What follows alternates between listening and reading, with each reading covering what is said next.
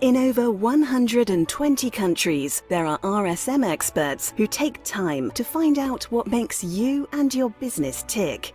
Wherever you are and wherever you want to go, our audit, tax and consulting services are designed to help you move forward with confidence. It's your ambitions we care about, and like you, our focus is on your future. The advice you receive may come from individual RSM experts, but it will be supported by our collective local and global knowledge, helping you grow and safeguard your future. That's the value of RSM. That's the power of being understood.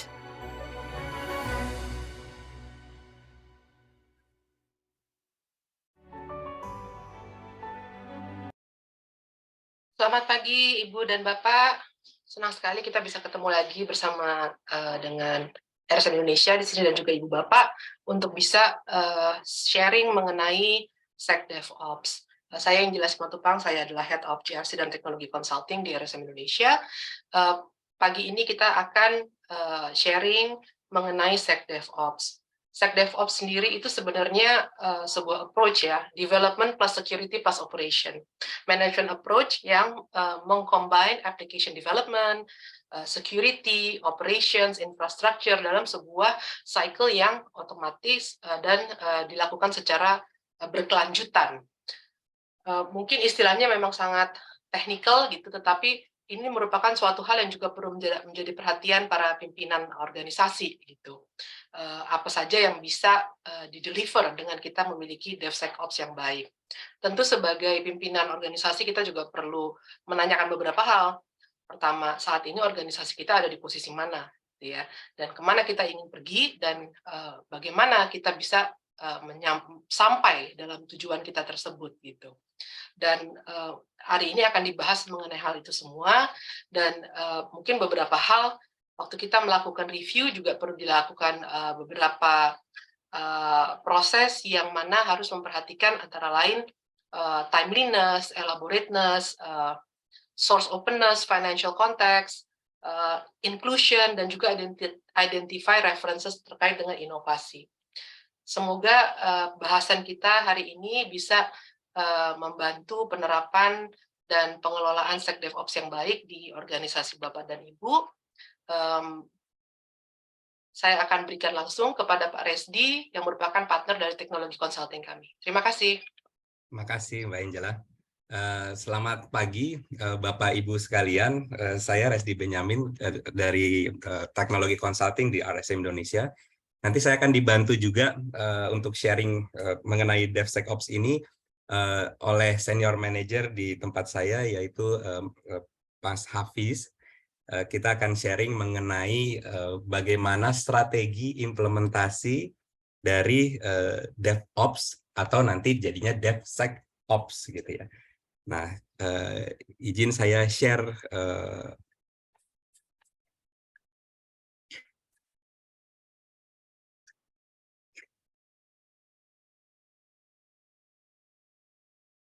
pertama kali mengenai RSM, kami merupakan firma akuntan dan konsultan global yang ada di 123 negara, yang terdiri dari lebih dari 51.000 staff dan 4.000 partner, ada 860 kantor. Nah, di Indonesia kami sudah 37 tahun, dari tahun 85. Ada 700 lebih staff dan 40 lebih partner, ada di Jakarta dan Surabaya kantornya.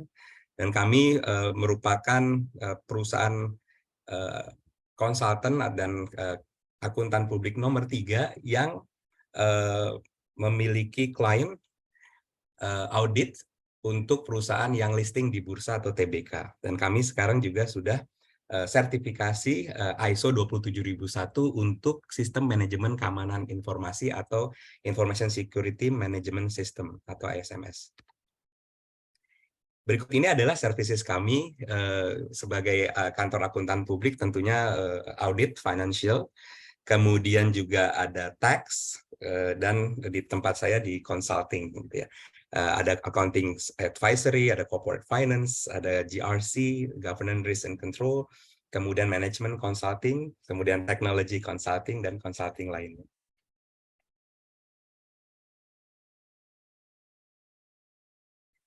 Dengan menggunakan services RSM akan memberikan Bapak Ibu organisasi Anda ideas, insight, masukan-masukan, advice untuk membantu dalam move forward atau maju ke depan dengan kepercayaan diri yang tinggi, karena kami memiliki one point of contact, kemudian memaksimalkan potensial yang ada.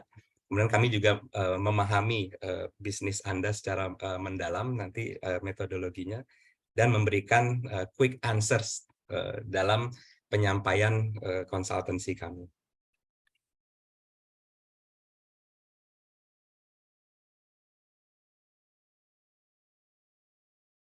Saya nanti akan dibantu oleh Hafiz, saya Resdi Benyamin, dan nanti Hafiz Senior Manager di Teknologi Consulting Practice akan sharing juga untuk pengalaman-pengalamannya dalam implementasi DevSecOps di berbagai industri dan perusahaan. Sebelumnya nanti jika ada pertanyaan pada saat diskusi itu along the way, di tengah-tengah mau ada pertanyaan, bisa masukkan pertanyaan tersebut di chat box. Nanti di akhir sesi pemaparan akan kita lakukan discussion session atau question and answers.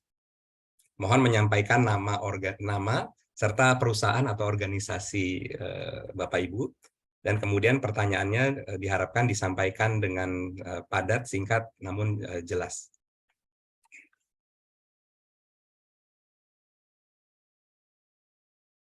Kita masuk ke materinya. Pertama kali kita bahas dulu apa itu DevOps. Kok nggak ada SEC-nya Pak, gitu ya, di tengahnya kita nggak ada security-nya. Jadi awalnya itu sebenarnya metodologinya namanya DevOps, yang mengkolaborasikan antara development dan operation. Jadi dari sisi pengembangan dan juga operation. Biasanya ada dikotomi di organisasi, ada departemen development, kemudian ada departemen operation sendiri gitu, yang untuk mengurus day to day go live-nya aplikasi. Nah, namun ini masih dirasa sangat kaku, bisa menghambat time to market gitu ya, jika ingin rilis dengan cepat gitu ya. Jadi menghambat agility dari rilis produk. Nah, dengan demikian muncullah satu gagasan untuk mengkolaborasikan antara development dan operation. Nanti kita akan banyak bahas mengenai angka 8 horizontal ini atau infinity loop. DevOps ini yaitu kerangka kerja yang terdiri dari fase-fase development, yaitu plan, code, build, dan test. Ini mirip kalau kita punya pemahaman mengenai development tradisional yang disebutnya waterfall gitu ya. Kita harus ngeplan dulu, atau disebutnya kalau di waterfall analysis, design gitu ya. Terus kemudian baru kita serahkan ke programmer gitu, coding gitu ya. Terus baru kita compile, itu disebutnya dengan build, kita masukkan ke package untuk installer gitu ya.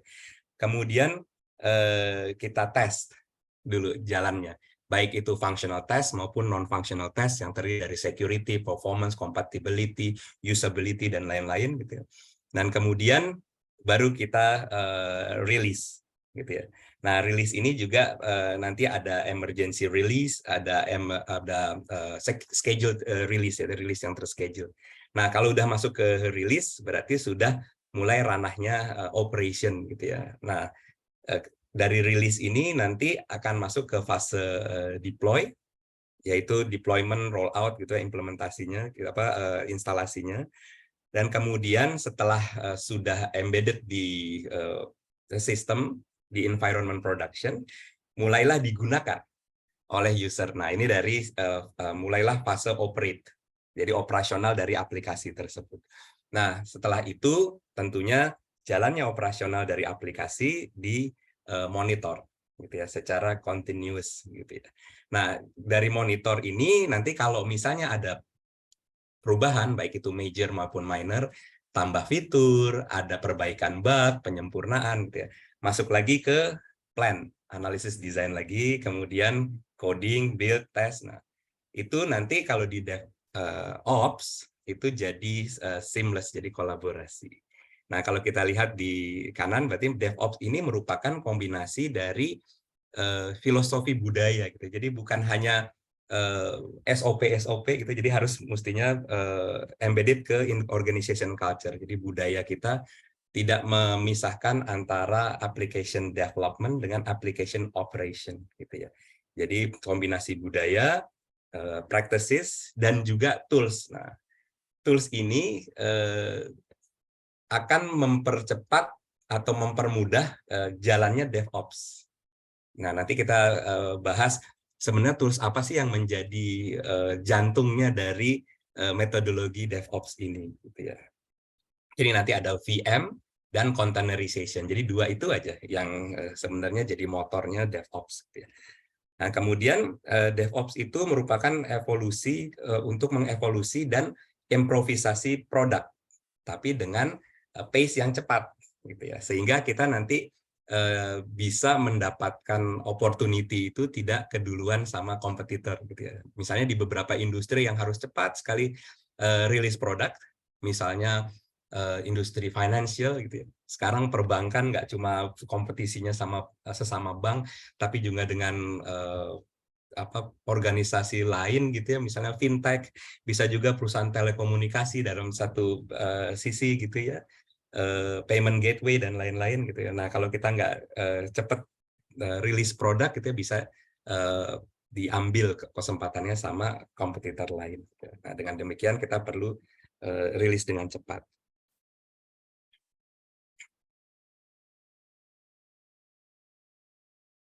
Nah, kemudian DevSecOps itu mengembed aspek security dalam DevOps. Jadi kita tidak membuat satu cycle lagi security gitu ya. Jadi ada 3 bundaran gini gitu. Jadi Dev, Sec di tengah, kemudian Ops di kanan itu. Jadi bukan begitu paradigmanya.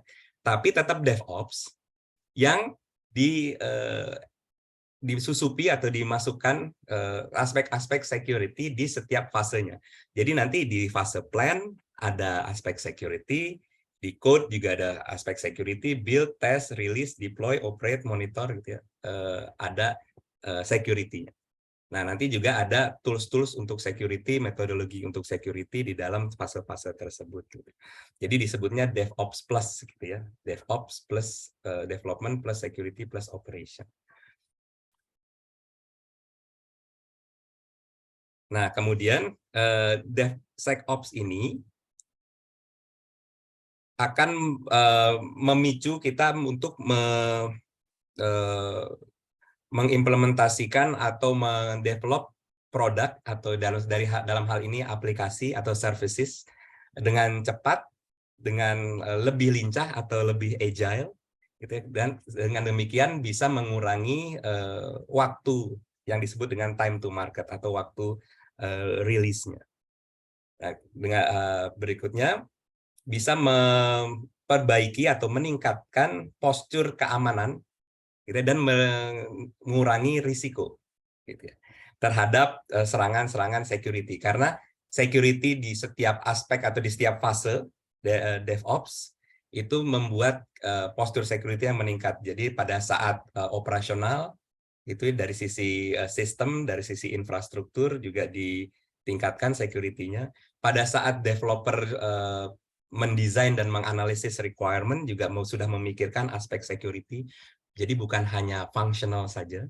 Dan kemudian pada saat programming, developer juga bukan asal jalan functionalnya atau fitur-fiturnya, tapi juga apakah dengan coding seperti ini akan membuka celah bagi hacker atau security breach gitu ya, malware dan lain-lain untuk masuk gitu ya. Jadi memikirkan algoritma atau logic program yang secure. Kemudian DevSecOps ini juga memicu penurunan biaya operasional dan biaya development. Bukan berarti karena ini cepat gitu ya, sehingga cost-nya naik gitu ya. Kan kalau di ranah lain gitu ya, tambah cost jadi tambah cepat gitu ya. Kalau ini dengan adanya DevSecOps gitu bisa mereduce cost development dan operational. Karena teknologinya memungkinkan. Tadi ya containerization, virtualization, kemudian nanti ada cloud computing gitu ya. DevSecOps juga dapat meningkatkan customer experience dan kepuasan dari user atau pelanggan. Nah, jadi nanti bottom line-nya atau outcome-nya adalah peningkatan market share, kemudian peningkatan tingkat kepuasan customer, user, kemudian juga customer share of wallet, gitu ya, yang tadinya produk kita jadi second choice, gitu ya, ternyata makin lama makin puas, kok makin cepat, kok makin banyak pilihan, gitu ya.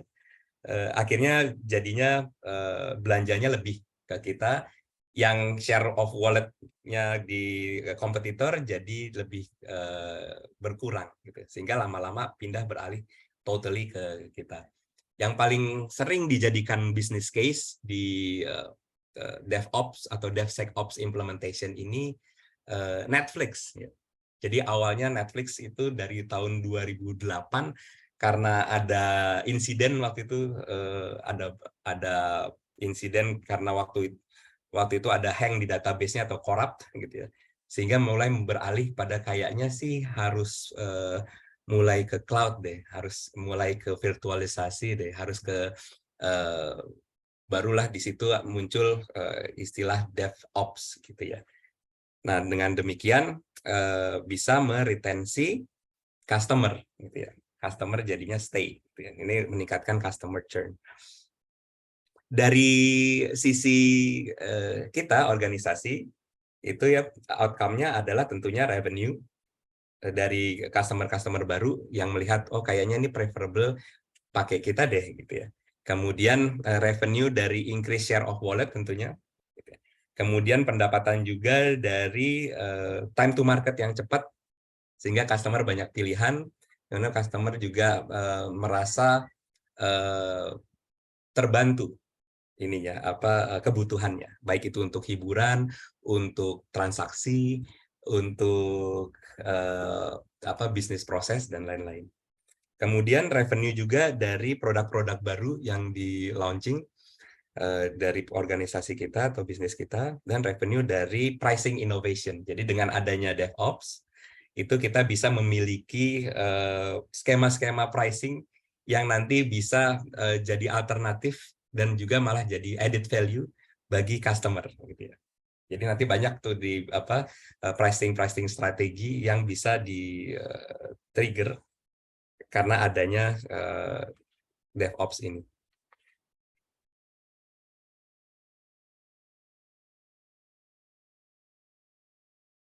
Pertanyaan berikutnya, kalau misalnya kita ingin mengimplementasikan DevOps, tapi perusahaan atau organisasi kita sudah menerapkan yang tradisional gitu ya, sudah mendarah daging gitu ya. Aduh, gimana shiftingnya nih ke DevOps gitu ya? Atau memang perusahaannya baru atau spin-off dari legacy organization kemudian di spin-off jadi lebih digital. Kan kalau sekarang ada perbankan, bank utamanya ada, tapi kemudian bikin lagi misalnya bank digital. Terus kemudian ada anak perusahaan lagi untuk industri tertentu atau bisnis tertentu gitu. Jadi kan baru benar-benar. Nah, strateginya adalah yang di awal kita harus potret dulu postur kita, kesiapannya terhadap implementasi DevOps atau DevSecOps-nya nanti. Jadi pertama kita nilai organisasi kita sekarang ada di mana saat ini, kemudian mau kemana nanti di DevSecOps-nya itu diimplementasikan, gitu ya. Targetnya seperti apa, kemudian bagaimana kita menuju ke sana. Nah, nanti ada salah satu pengukurannya adalah menggunakan maturity model, yaitu seberapa mature kita dalam menjalankan DevOps ini. Jadi di awal yang paling rendah adalah beginner. Kemudian ada intermediate, advanced, dan expert. Kita baginya lebih mudah seperti itu. Jadi level 0 sampai level 4 misalnya gitu. Nah, ini yang dinilai adalah aspek-aspek culture. Apakah culture-nya sudah membumi gitu ya, sudah masuk ke dalam organisasi. Gitu. Kalau masih sebagian besar personel masih gelap mengenai DevOps, apa itu ya gitu ya, pernah baca sih tapi nggak tahu gimana caranya gitu.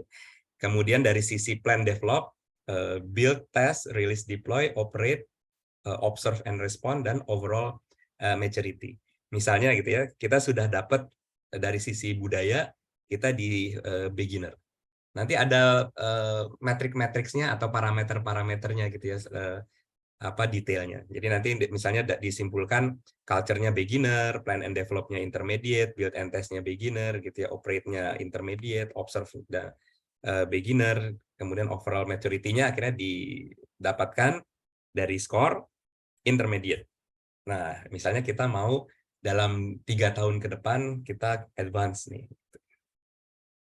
Nah, kriterianya seperti apa yang di advance nanti ada.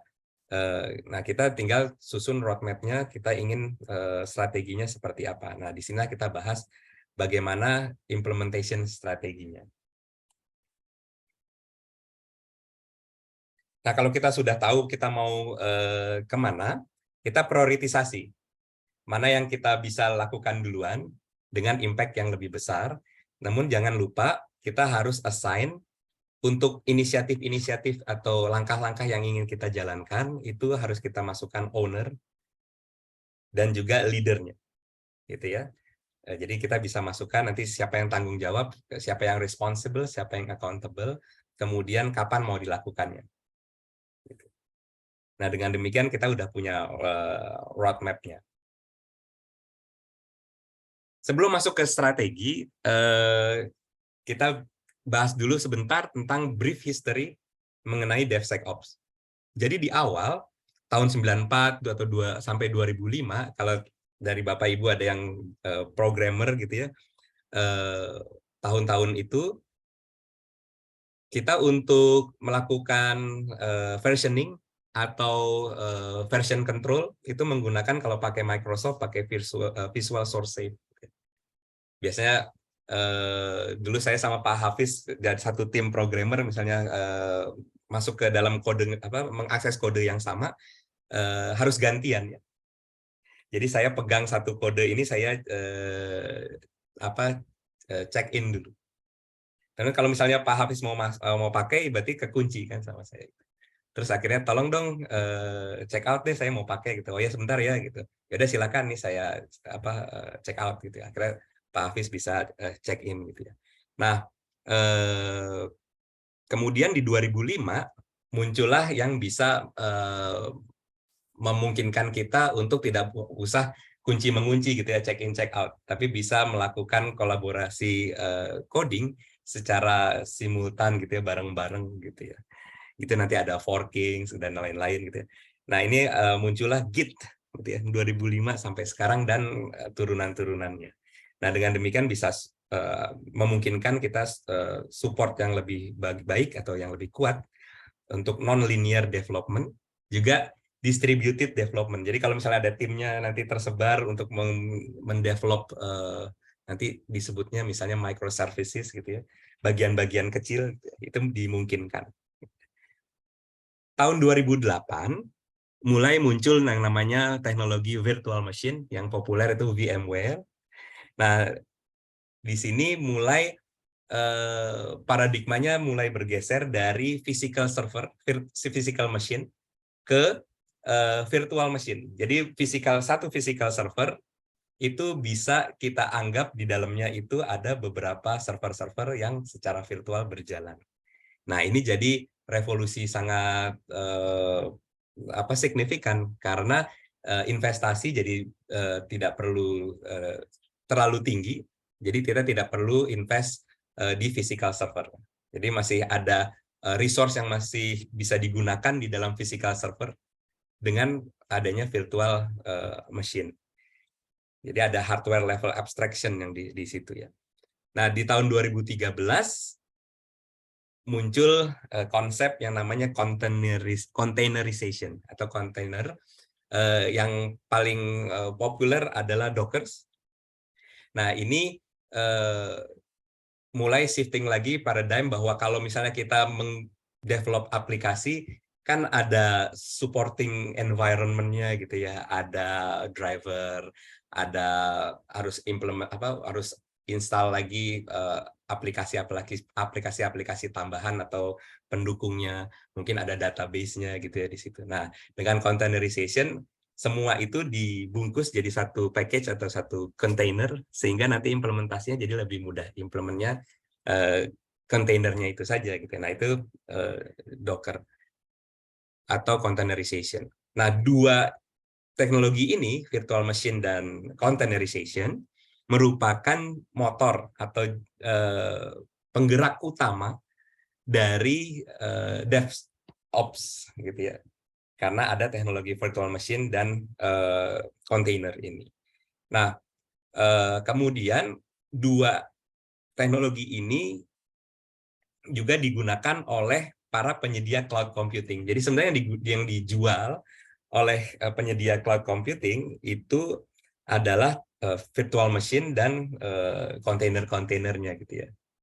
Nah, dengan demikian nanti penerapan DevOps atau DevSecOps itu menggunakan dua teknologi VMware dan VM, virtual machine dan container, bisa berjalan di atas cloud computing gitu ya. Nah, itu pilihan aja apakah kita mau pakai cloud computing secara penuh atau pakai on-premise atau hybrid. Tapi intinya adalah di dua layer of abstraction itu. Jadi dari dua lapisan tersebut untuk platformnya menggunakan VM, tapi untuk application layer-nya itu menggunakan containers gitu ya. Nah, di cloud computing yang pemain besarnya di public cloud ada AWS, Microsoft, Google Cloud gitu ya. Untuk implementation strategi dan kemudian aspek-aspek security, saya hand over ke Mas Hafiz. Silakan Mas Hafiz, over to you.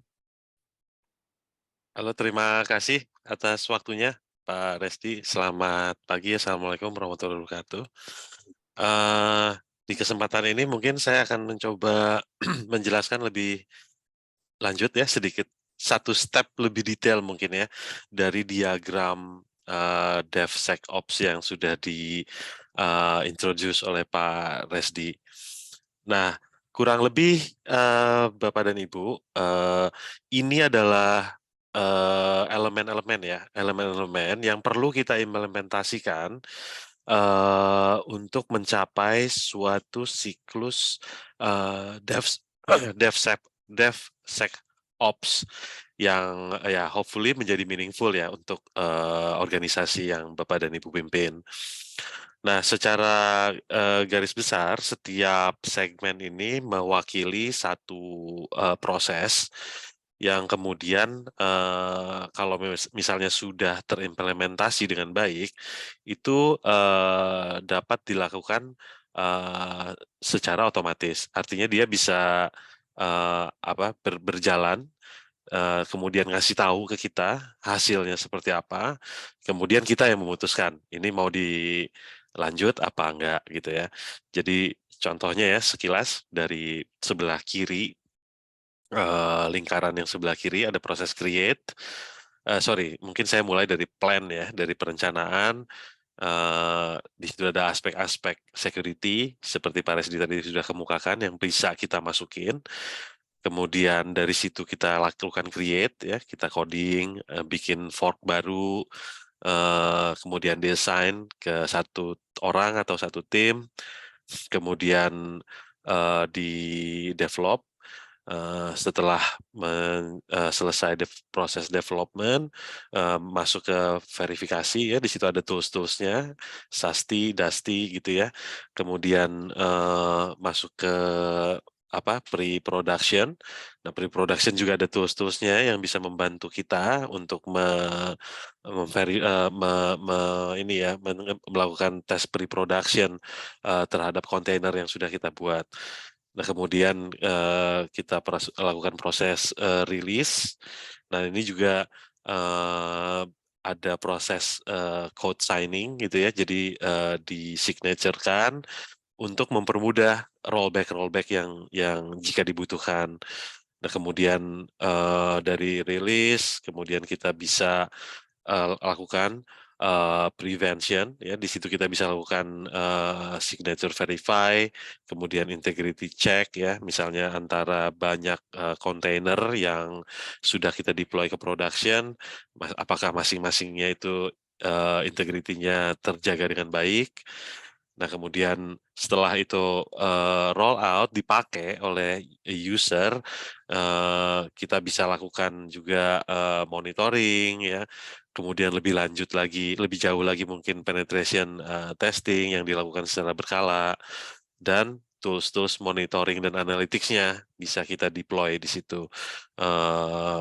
Dari masing-masing kontainer itu juga bisa kita catat log untuk kebutuhan monitoring. Jadi kita bisa dapatkan feedback-feedback apa yang terjadi setelah kontainer tersebut di roll out ke production. Kemudian hasil dari deteksi tersebut bisa kita respon. Tentunya harus kita respon lah dengan baik gitu ya. Apakah dari sisi performa, dari sisi security, dan lain-lain.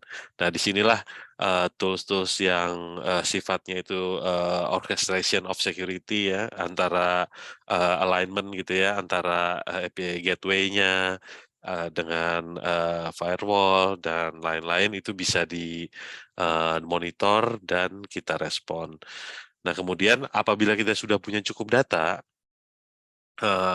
dari monitoring operation, harapannya tentunya kita bisa punya kemampuan untuk memprediksi, terutama dari consumer behavior atau vulnerability analisisnya dan seterusnya. Nah, hasil dari prediksi dan respon itulah yang menjadi bagian dari langkah kita selanjutnya dalam melakukan planning, yaitu dalam proses adapting. Jadi respon, predict, kemudian kita berusahakan agar semua produk kita itu bisa beradaptasi dengan cepat. Nah, inilah yang akan dijadikan dasar untuk next release dari software yang kita rilis ke market. Nah, mungkin next slide, Pak Resdi. Terima kasih. Nah, apabila itu dilakukan dengan sesuai, ada beberapa hal mungkin yang bisa kita share di sini ya, dari hasil use case yang sudah ada, yaitu provisioning times bisa turun ya dari harian menjadi beberapa menit aja. Kemudian release cycle time bisa jadi lebih singkat ya. Kemudian role based access control, onboarding time untuk user baru gitu ya, juga mengalami reduksi.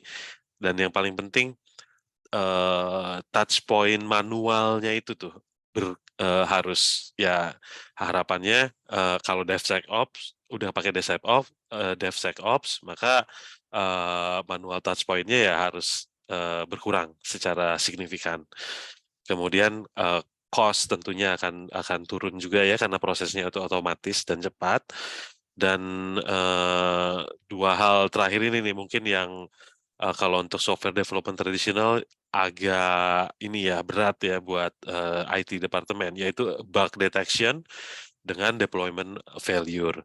Itu yang juga diharapkan bisa turun secara signifikan apabila kita menerapkan DevSecOps. Itu adalah achievement dari sisi teknologinya. Kemudian dari sisi tentunya achievement dari sisi teknologi ini diharapkan bisa membawa bisnis outcome yang positif, seperti misalnya kompetitif time to market-nya improve gitu ya, dan penghematan cost bisa mungkin kita alihkan ke inovasi dan funds modul, perubahan transfer dan customer trust. Tentunya juga hal yang sangat penting ya yang bisa menjadi tolok ukur dalam keberhasilan implementasi DevSecOps ini. Mungkin next slide, Pak Resti. Nah, tentunya untuk bisa mengukur ya, apakah DevSecOps ini sudah kita implementasikan dengan baik, juga kami insya Allah bisa melakukan proses audit gitu ya terhadap tingkat kematangan ya maturity level, mungkin ke depannya juga untuk perencanaan ke depannya kami juga mungkin bisa melakukan bisa membantu gitu ya ke organisasi yang Bapak Ibu pimpin. Bagaimana cara mengaudit dan kalau ketemu kita bisa mengusulkan improvement apa yang bisa dilakukan dan mengukur tingkat resikonya untuk menentukan mana yang paling relevan untuk dilakukan terlebih dahulu dari semua item-item yang ada di dalam proses DevSecOps ini. Mungkin itu slide yang terakhir dari saya. Terima kasih sebelumnya. Jadi selanjutnya saya serahkan kembali ke Pak Resti. Silakan Pak Resti. Baik, terima kasih Mas Hafiz. Mungkin bisa kita sambil ceritakan beberapa tools yang bisa digunakan untuk DevOps atau DevSecOps di masing-masing fase ini gitu ya. Misalnya ini ada apa yang lagi marak adalah chaos engineering gitu ya. Kita melakukan itu menggunakan Chaos Monkey gitu, beberapa clients juga mulai banyak menanyakan gitu ya. Kalau saya menerapkan itu gitu ya, seperti apa. Terus kemudian let's say SAST, Dusty gitu ya. Kemudian kenapa mesti ada dua-duanya? Kenapa nggak cuma static aja gitu? Kenapa mesti ada Dynamic Application Security Testing juga? Gitu ya. Kemudian ada beberapa yang bisa digunakan, misalnya Confluent dan lain-lain. Monggo Pak Hafiz mungkin bisa di-share. Ya, baik, terima kasih Pak Resdi. Ini mungkin yang ada beberapa hal yang menarik tuh yang poin 4 mungkin ya. Jadi kalau kita mengimplementasikan DevSecOps, maka aplikasi kita itu akan kita deploy ya dalam bentuk berbagai microservices. Jadi dia itu tujuannya untuk meningkatkan scalability tentunya. Jadi bisa kita terapkan menjadi banyak microservices, kemudian satu persatunya microservices itu bisa kita skalakan sesuai dengan kebutuhan. Mungkin itu salah satu keuntungannya juga ya kalau kita pakai cloud provider ya. Kan kalau misalnya upgrade server gitu ya, itu kan prosesnya ya lama ya, harus beli hardware dan lain-lain. Tapi kalau misalnya pakai cloud provider ya, bisa kita ada namanya elastic services ya yang bisa kita gunakan, dan kita nanti hanya cost-nya itu ya sesuai saat itu aja gitu. Nah, akibat dari banyak kontainer, tentu kita perlu bisa mensimulasikan ya ketahanan dari sistem kita nih. Misalnya kita punya 4 atau 5 atau mungkin 10 gitu ya kontainer. Kalau yang satu down akibatnya apa gitu. Yang kedua down akibatnya apa. Nah, itu kan perlu karena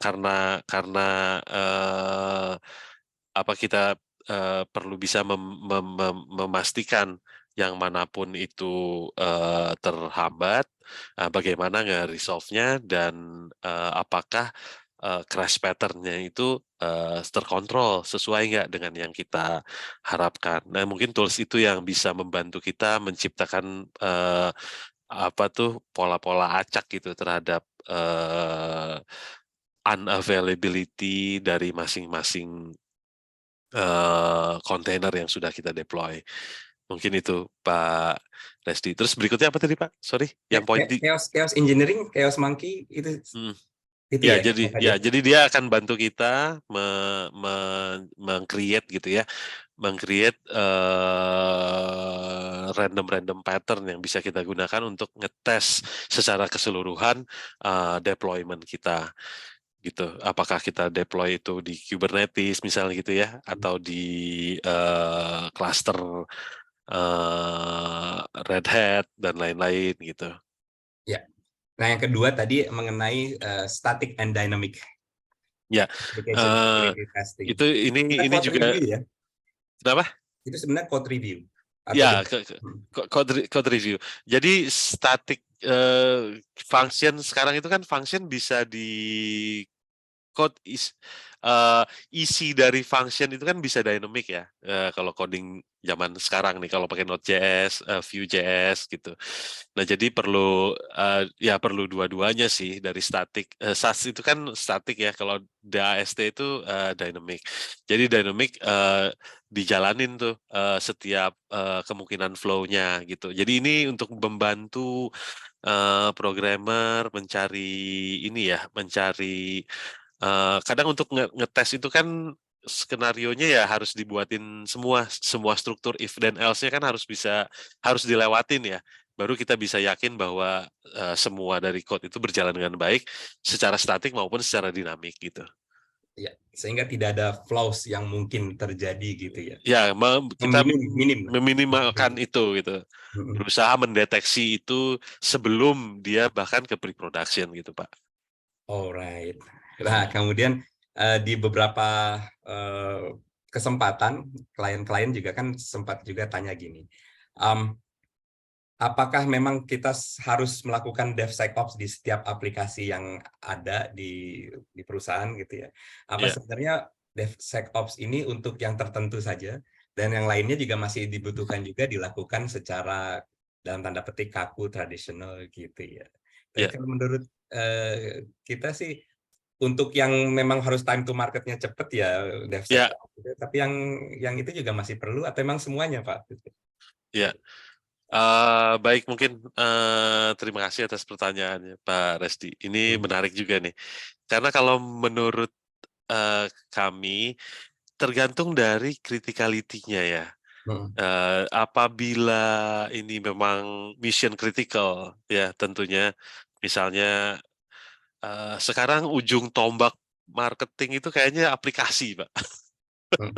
Ya kan, kayak kita bicara misalnya tadi Pak Resdi ada ngasih contoh gitu ya, Netflix. Kalau nggak bisa diakses, waduh, bisnisnya selesai di situ ya, Pak. Ini sangat-sangat mission critical. Nah, itu tentunya sangat penting untuk dilakukan ya. Kita menjaga sustainability dan performa dari sistem kita gitu. Tapi kalau misalnya back end gitu ya, lebih ke bisnis critical, bukan nggak harus, tapi bisa dipertimbangkan ya cost benefit-nya juga. Walaupun secara keseluruhan dengan mindahin single source silo application gitu ya, jadi Dockers itu tuh udah satu step itu aja udah ngirit sebenarnya. Gitu, tanpa misalnya menerapkan semua testing procedure yang bisa jadi takes more effort and cost lah gitu ya Pak. Ya. Dengan demikian ops di DevOps atau di DevSecOps itu bukan IT operation per se seperti di IT organization ya. Jadi bukan mengawinkan atau melebur antara departemen development dengan operation. Tapi ini kan sebenarnya suatu metodologi aja gitu ya. Tetap IT operation ada juga, masih ada tetap di organisasi. Ya, pastinya, Kan? betul, Jadi untuk pastinya. yang operation misalnya general IT lah, misalnya user provisioning, kemudian untuk employee onboarding, akses internetnya dan lain-lain, tetap ada di IT operational. Tapi kalau ini adalah operational terkait aplikasi yang ingin diintegrasikan atau dikolaborasikan, betul gitu ya? Iya, betul Pak. Jadi kita berusaha supaya proses antara development gitu ya, pengembangan software dengan implementasinya ke production itu menjadi seamless gitu ya. Jadi dua aspek itu bisa bekerja dengan simultan dan cepat. Ya. Nah, dengan demikian strateginya nih, kalau misalnya memang sudah sebelumnya belum menggunakan DevOps, belum mengimplementasikan DevOps, apakah harus setiap tim itu memiliki kemampuan untuk menjalankan DevOps, atau ada DevOps teams dedicated untuk masing-masing produk atau aplikasi yang dikembangkan, atau memang timnya tetap gitu ya, terus kemudian ada satu yang menggawangi gitu ya. Kalau dari kami sih, dari kita ya, mengusulkan bahwa ada satu dedicated personel yang jadi DevOps engineer gitu ya, jadi motornya atau jadi championnya, sehingga nanti awalnya tetap timnya tim development, ada tim operation gitu ya, menjalankan DevOps dengan advice, dengan supervisi dari DevOps engineer itu. Nah, dengan demikian nanti kita bisa bikin budaya DevOps-nya dulu, mulai tumbuh familiarity-nya antara pengembang, operation, dan juga user-nya, product owner-nya gitu ya. Baru nanti bisa melakukan DevOps lebih lanjut gitu ya. Nah, kalau dari Mas Hafiz ada view lagi untuk bagaimana memulai, kalau misalnya memang belum sama sekali tapi sudah development application-nya sudah mature secara non DevOps gitu ya. Ya. Oh ya, mungkin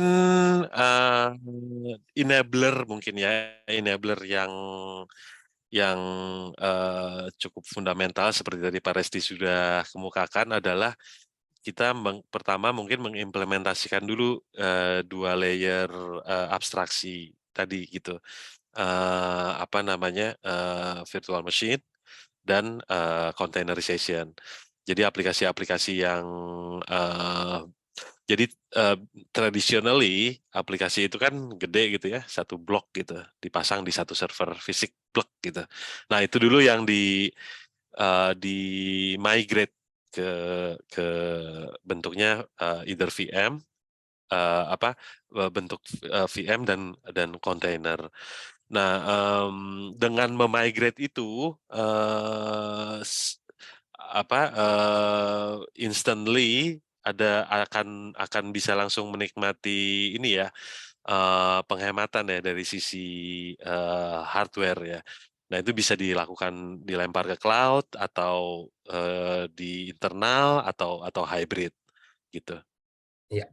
Itu yang pertama kali dilakukan. Nah setelah itu berhasil dilakukan, mungkin masuk ke source control-nya gitu ya, kita pasang Git untuk internal company, kemudian dari Git itu setiap pull request-nya baru kita masukin nih tools-tools sesuai dengan diagram DevSecOps yang kami coba share ini gitu. Ya. Dengan Mungkin gitu demikian, sih Pak. ya.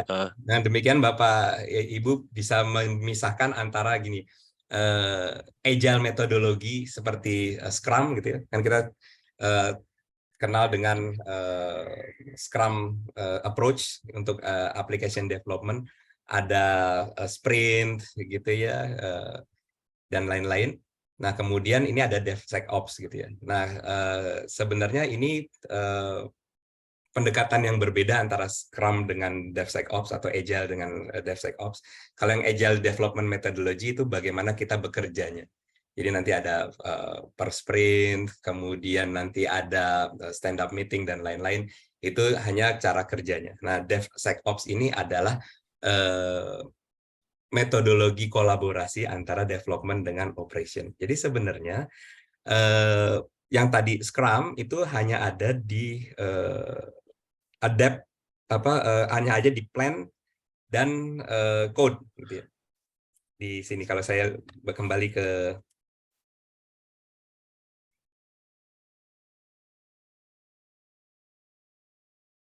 sini ya.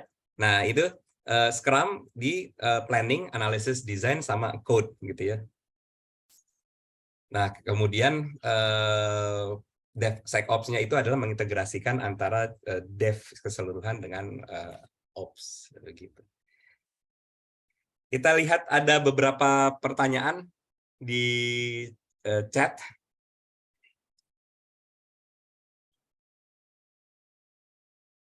Ini dari CCBI, Pak Pras gitu ya. Terkait dengan penerapan DevSecOps, salah satunya mengenai culture. Mungkin bisa kita share ya.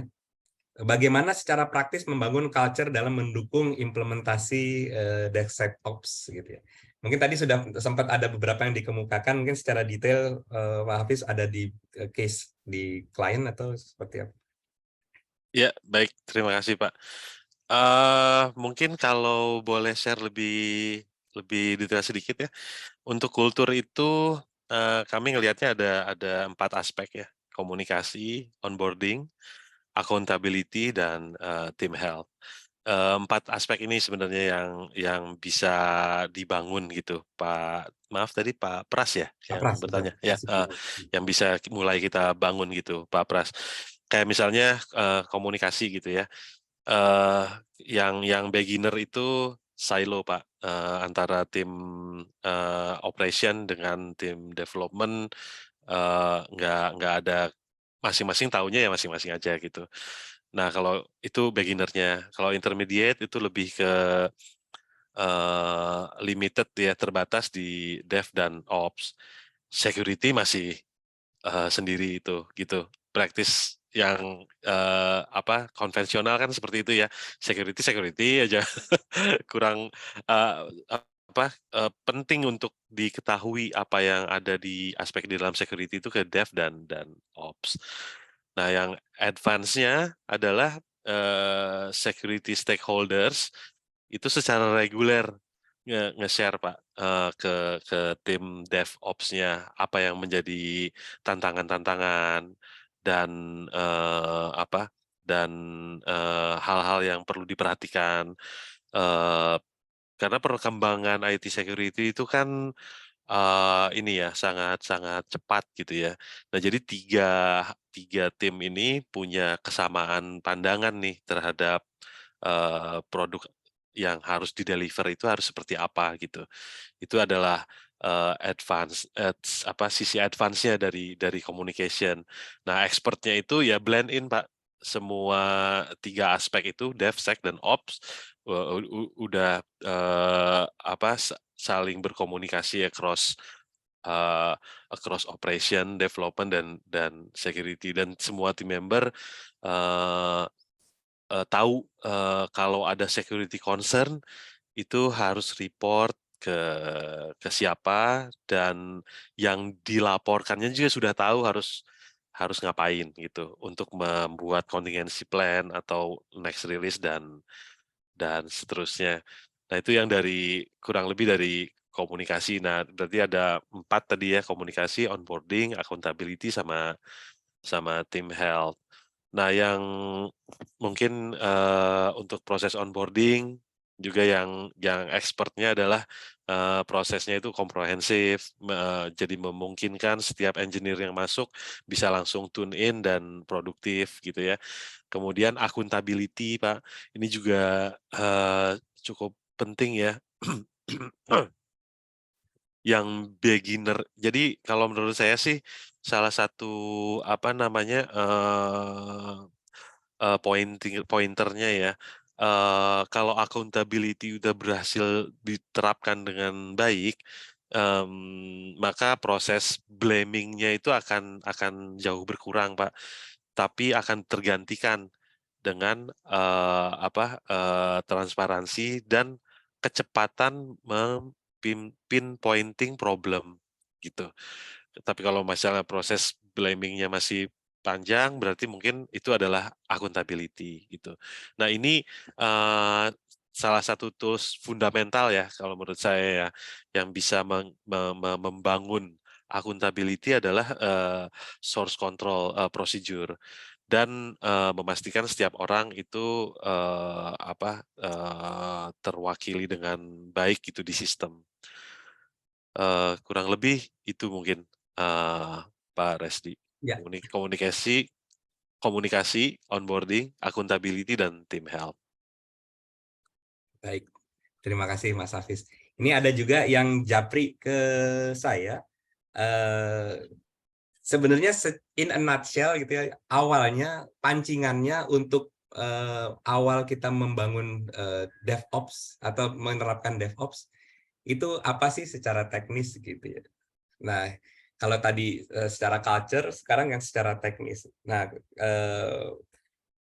kita bisa coba first step-nya, dan langkah awal paling pertama gitu ya, Ya. untuk pancingannya adalah bergerak dulu nih, kita pindah dari development monolitik jadi microservices gitu ya. Jadi kalau tetap monolitik kayaknya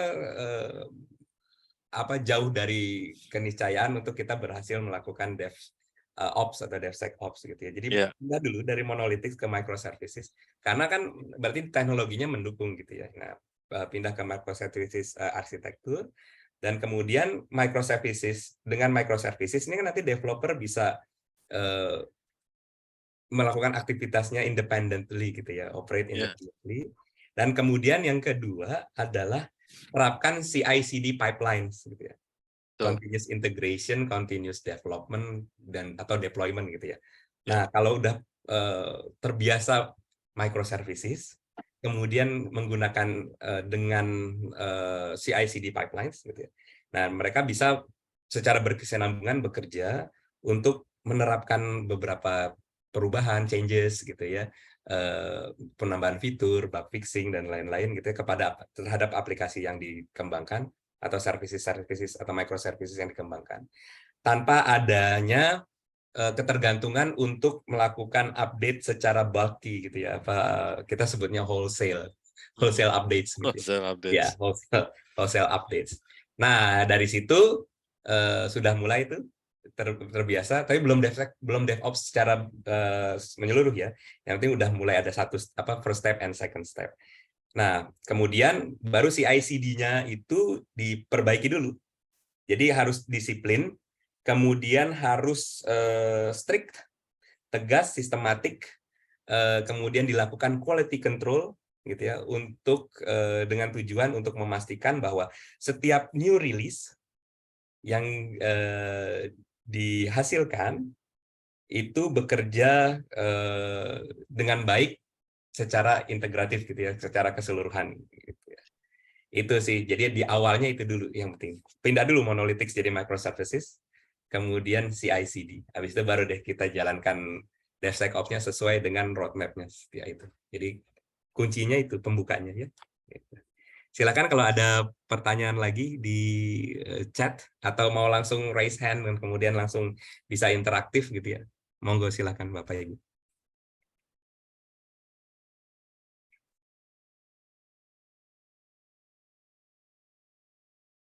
Nah, ini dari Pak Yosep Sutrisno.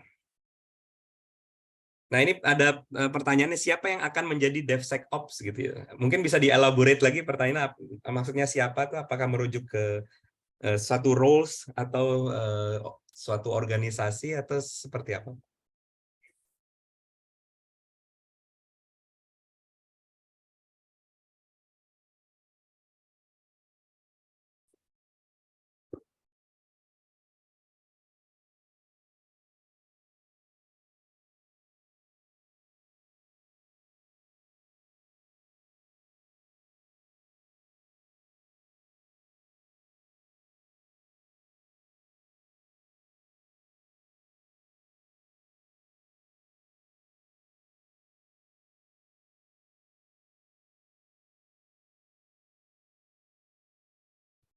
Oh, oke. Itu. Maksudnya gini, siapa nih nanti yang sebenarnya diamanatkan menjalankan DevSecOps? Apakah development atau infrastruktur gitu? Jadi ada IT infra dan IT development gitu ya. Silakan Pak Hafiz, kalau misalnya gini pendekatannya seperti apa nih? Ya, baik Pak Resdi. Terima kasih atas pertanyaannya Pak Yosep. Saya ngelihatnya shifting dari silo gitu ya ke DevSecOps lebih ke penambahan skill Pak. Instead of reorganization gitu ya.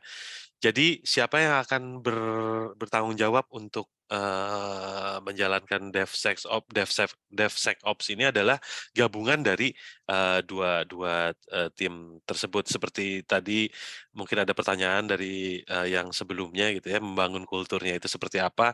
Kan aspek pertama adalah communication ya Pak. Nah jadi kalau komunikasi ini terbentuk gitu, maka semua tim akan punya peranan untuk menjalankan siklus DevSecOps yang diinginkan gitu. Karena infrastruktur jelas akan sangat terlibat ya, apalagi kalau ada kemungkinan penambahan kita rilis fitur baru gitu ya, tentu resources harus cukup nih kalau misalnya akan ada penambahan user. Nah itu kalau nggak dikomunikasikan tentu bahaya ya, bisa hal-hal yang tidak diinginkan bisa terjadi gitu. Jadi mungkin perjawabannya adalah semua pihak yang terlibat di dalam siklus DevSecOps inilah yang akan bertanggung jawab menjalankan proses tersebut. Karena masing-masing proses itu kalau udah dipasang itu akan otomatis tuh Pak. Jadi misalnya pull request, build terus release gitu ya. Nah dia akan otomatis ke deploy ke production. Nah di mana itu tentunya udah menjadi ranahnya infrastruktur gitu ya untuk memastikan proses itu berjalan dengan baik gitu. Mungkin seperti itu Pak Resdi. Ya.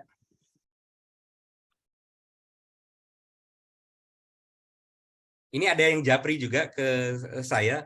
Pak, dari tadi kan mengenai bagaimana memulainya, kemudian kayaknya DevOps itu adalah salah satu option yang menarik untuk bisa diambil. Nah, cuma sebenarnya ada nggak sih di luar sana gitu yang gagal gitu ya melakukan DevOps gitu ya. Dan kenapa gitu, sehingga kita bisa belajar juga gitu ya.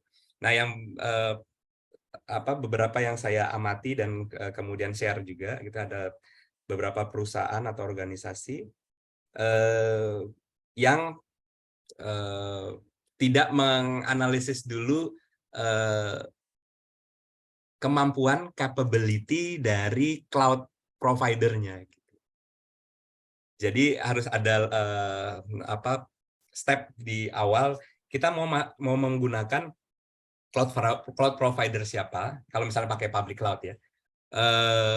Kemudian plus minusnya apa saja.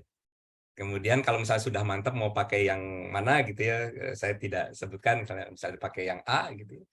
Kemudian apakah di kelebihan di sini, kekurangan di provider tersebut bisa didapatkan di provider lain sehingga kita bisa menggunakan multiple cloud provider. Nah, namun dari sini juga harus hati-hati juga memanage-nya nih, gitu ya. Nanti akan menimbulkan complexity dan risk tersendiri kalau kita menggunakan berbagai macam cloud providers, gitu ya. Nah, itu yang menjadi salah satu pemicu kenapa DevSecOps-nya bisa gagal. Jadi intinya lesson learn-nya adalah kita harus benar-benar aware limitasi, restriction, atau mereka misalnya punya terms and condition tertentu si cloud vendor-nya gitu ya, yang harus kita sepakati. Nah, gitu ya. Jadi itu yang pertama. Kalau misalnya kita juga nanti along the way, pada saat kita memutuskan untuk pindah misalnya, oh saya sekarang udah nggak pakai cloud provider yang ini gitu, jadi kita mau pindah. cloud provider yang lain, jadi fully moved gitu ya. Nah, ini juga harus berhati-hati juga dengan migration plan-nya gitu ya, sehingga nanti tidak menimbulkan permasalahan pada saat migrasi gitu. Mungkin ada juga Mas Hafiz beberapa case selain dari sisi cloud provider gitu ya. Ya, mungkin dari sisi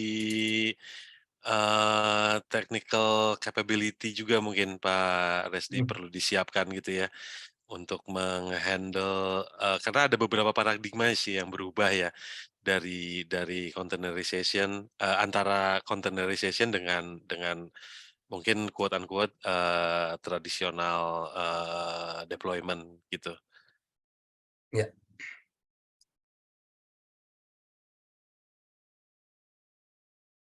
Beberapa juga terkait akses juga bisa membuat kegaduhan dalam implementasi DevSecOps dari sisi identity and access management. Jadi ada di satu perusahaan gitu ya, siapapun bisa upload ke production gitu, nanti rilis, sehingga tidak ada akses control-nya. Nah, itu jadi chaos. Harusnya sih bisa digunakan misalnya role based access control gitu ya, RBAC, untuk teams, untuk developer secara individual gitu ya. Siapa boleh akses ke mana dan kemudian hak aksesnya apa, terutama ke environment production. Kalau misal pakai cloud, mungkin kalau di Amazon, di AWS itu ada IAM atau Identity Access Management, itu bisa kita pertimbangkan untuk digunakan gitu ya. Jadi supaya bisa terkontrol siapa yang bisa deploy gitu ya. Yang sehingga nanti kalau misalnya benar-benar dilepas bisa kalau misalnya loss gitu ya, nggak ada yang manage, bisa damage produknya, kemudian user experience-nya juga jadi loh, kok ini versinya yang tadinya sudah benar kok jadi balik lagi ke versi sebelumnya, atau malah jadi kacau gitu ya user experience. Jadi drop deh ininya user satisfaction gitu. Yang tadinya malah pengen meningkatkan market share gitu ya, mau meningkatkan user satisfactory malah jadi turun begitu ya. Itu yang harus diperhatikan gitu. Ada lagi Bapak Ibu?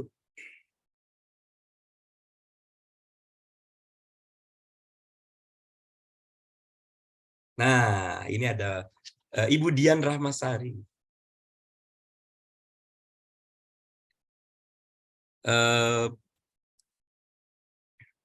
Sebagai bagian dari building security culture gitu, untuk para developers, kira-kira training kurikulum seperti apa yang diperlukan, dan training requirement ini siapa yang drive gitu ya, training requirement-nya gitu.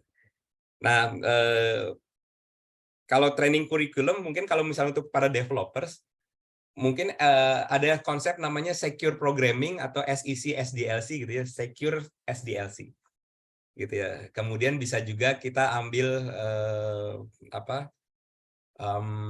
business analysis CBAP atau business analysis course. Yang paling penting adalah requirement yang bukan hanya fokus pada functional, tapi juga terhadap non-functional. Percuma kita develop aplikasi yang fungsionalnya jalan, tapi aspek security-nya atau yang non-functional lainnya gitu seperti performance, compatibility, kemudahan digunakan atau usability dan lain-lain itu diabaikan gitu ya. Jadi dari situ business analysis dulu, ada framework-nya Babok. Kemudian bisa ke bagaimana coding secara secure SDLC atau secure programming, dan kemudian masuk ke testing, bagaimana ngetes. Jadi ada beberapa course yang bisa kita ambil mengenai quality assurance atau testing. Tidak perlu fisik atau real time training.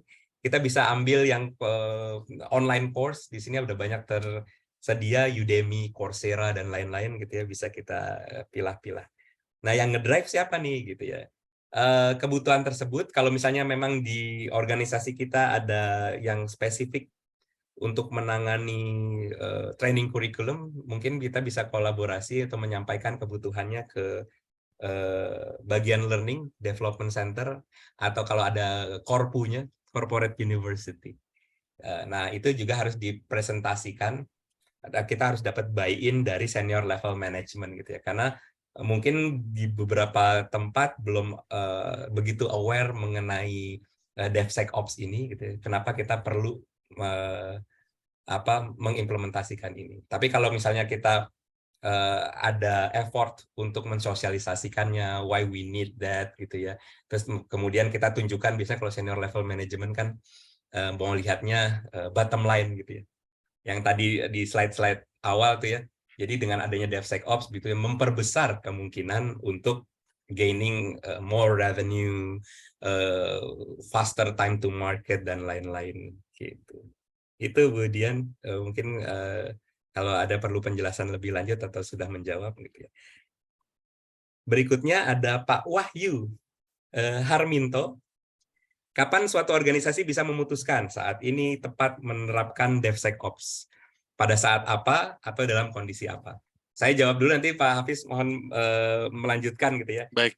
Nah, ada beberapa trigger sih sebenarnya, tapi jangan sampai kayak Netflix. Jadi tahun 2008 Netflix mengimplementasikan DevSecOps itu, DevOps ya waktu itu ya, secara tidak sengaja gitu ya, karena ada kejadian gitu ya. Waktu itu database-nya korup, sehingga waktu itu Netflix belum nonton streaming gitu ya, masih kirim DVD secara fisik ke rumah-rumah gitu ya.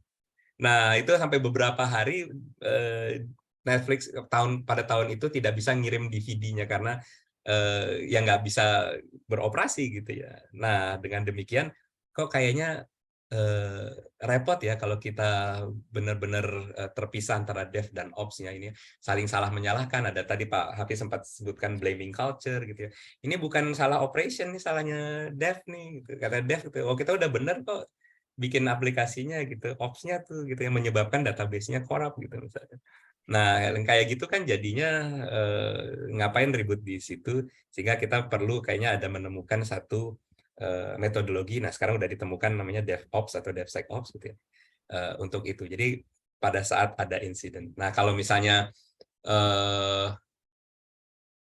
nggak usah nunggu adanya insiden, kalau kita bisa mendeteksi ini saat yang tepat. Kalau memang organisasi kita memang driven by technology, kayaknya sekarang ini hampir tidak ada deh kalau perusahaan yang tidak driven by technology gitu ya. Memang ada beberapa yang very heavy in technology, ada juga yang heavy. Jadi pilihan cuma itu, very heavy sama heavy gitu ya.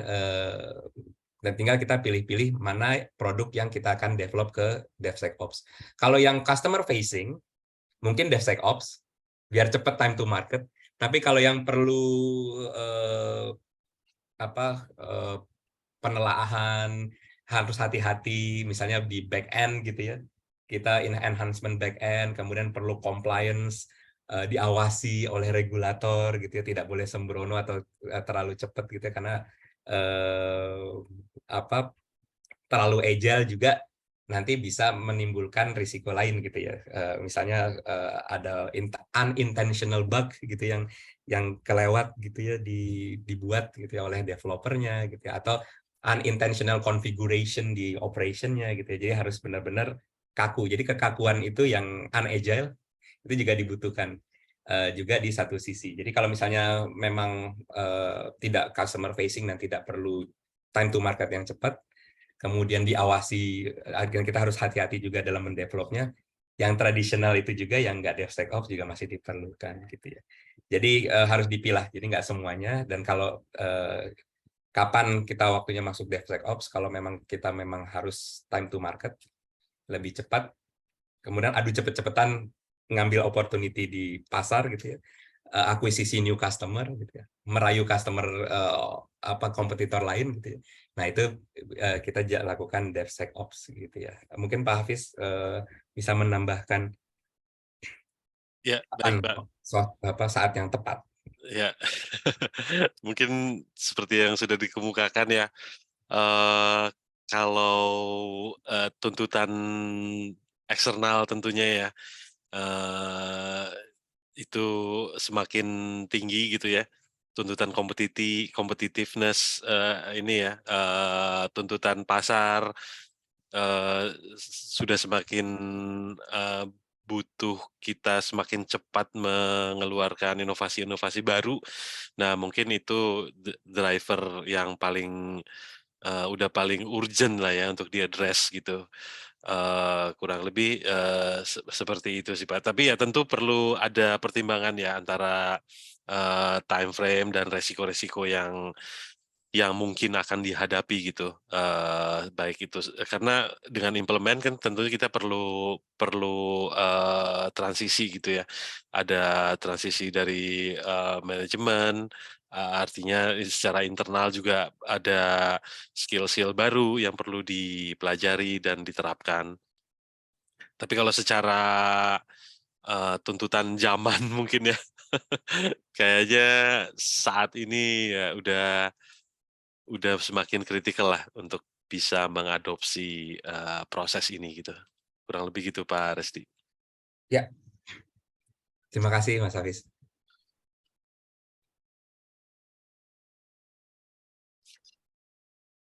Baik, terima kasih Pak Wahyu. Pak Wahyu, makasih banyak Pak.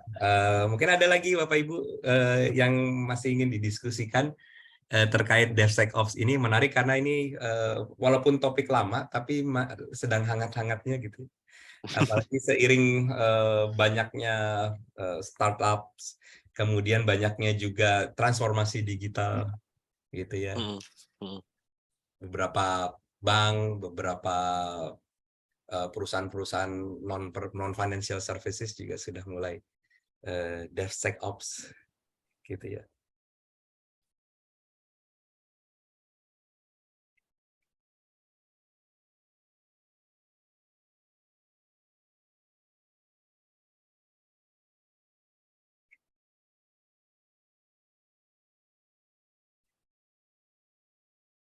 Baik, kalau misalnya masih ada pertanyaan, silakan disampaikan di chat. Saya kembalikan dulu ke moderator, ke teman-teman Mbak Sandy atau Mbak Muti. Monggo Mbak.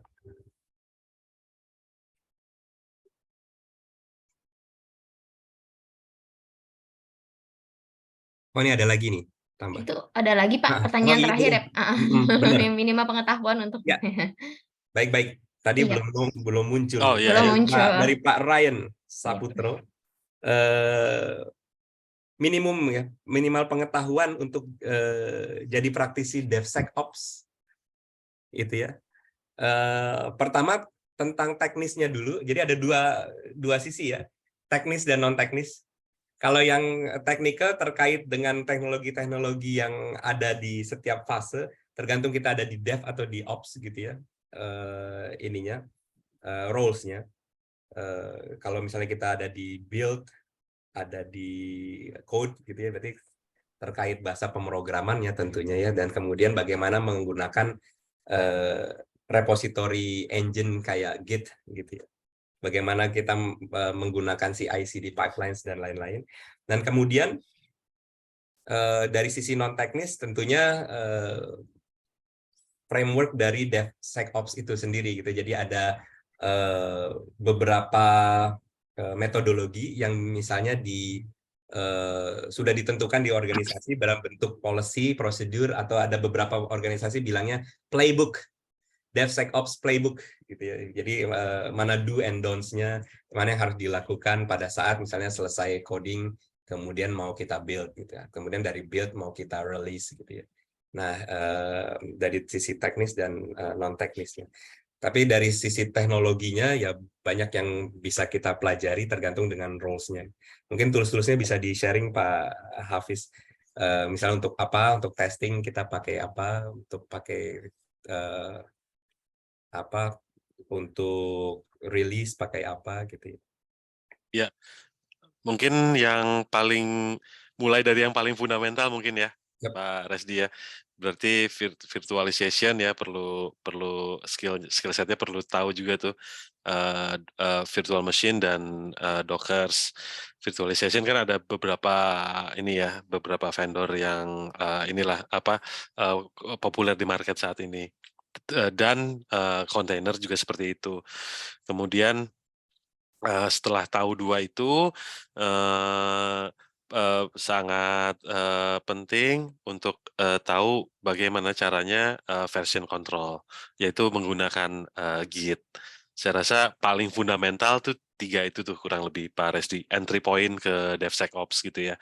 Nah setelah 3 itu dikuasai gitu ya, maksud saya kuasai itu jadi bukan cuma manajernya mungkin ya, tapi seluruh timnya. Bagaimana caranya bikin fork baru gitu kan, bikin pull request. Nah, kemudian mengkonfigurasikan Git tersebut, baru kita bisa mulai mengautomatisasikan proses-proses yang ada di dalam DevSecOps ini. Kayak misalnya pull request, ada begitu create pull, bikin 3 stage gitu ya, development, QA, sama production. Nah, pull dari fork ke dev harus disetting tuh approvalnya siapa, si A, si B, si C. Nah, kemudian prosesnya harus melalui apa gitu. Misalnya harus berhasil ngelewatin static analysis, dynamic analysis, dan seterusnya. Sampai akhirnya dia pull request ke production. Pull request ke production itu otomatis akan nge-kick proses apa aja gitu, build container, kemudian deploy ke banyak server. Nah itu perlu ditentukan juga kan mau pakai proses apa tuh, Ansible mungkin atau langsung dari Git-nya dan seterusnya gitu. Mungkin tahapannya seperti itu Pak Resdi, yang simpelnya gitu ya. Terima kasih Mas Hafiz. Demikian Pak Ryan.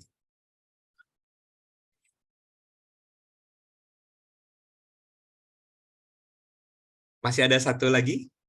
Atau itu pertanyaan terakhir? Oh, iya. Sama-sama Pak Ryan Saputro. Terima Pak kasih. Ryan, makasih banyak. Sama-sama. Kalau tidak ada lagi, kita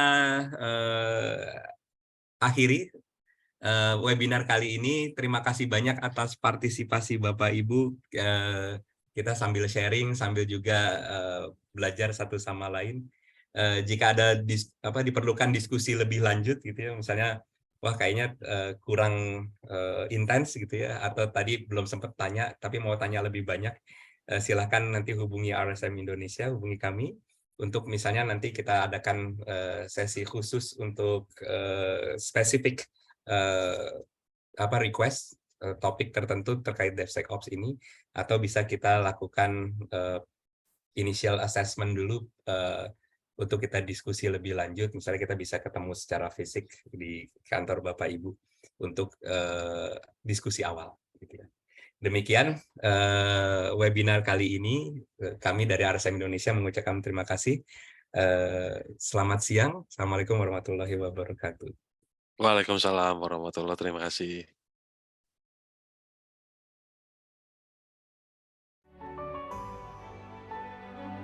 At RSM, we have over 40,000 great minds that take the time to find out what makes you and your business tick. Our audit, tax, and consulting services are designed to help you move forward with confidence, but it's how we do it that sets us apart. RSM's experts take time to understand what matters most to you, which means you receive advice that goes beyond your expectations. What you'll notice is the lengths our people go to understand the hurdles that stand in your way, and then to find innovative ways to help you jump over them. That's the value of RSM. That's the power of being understood.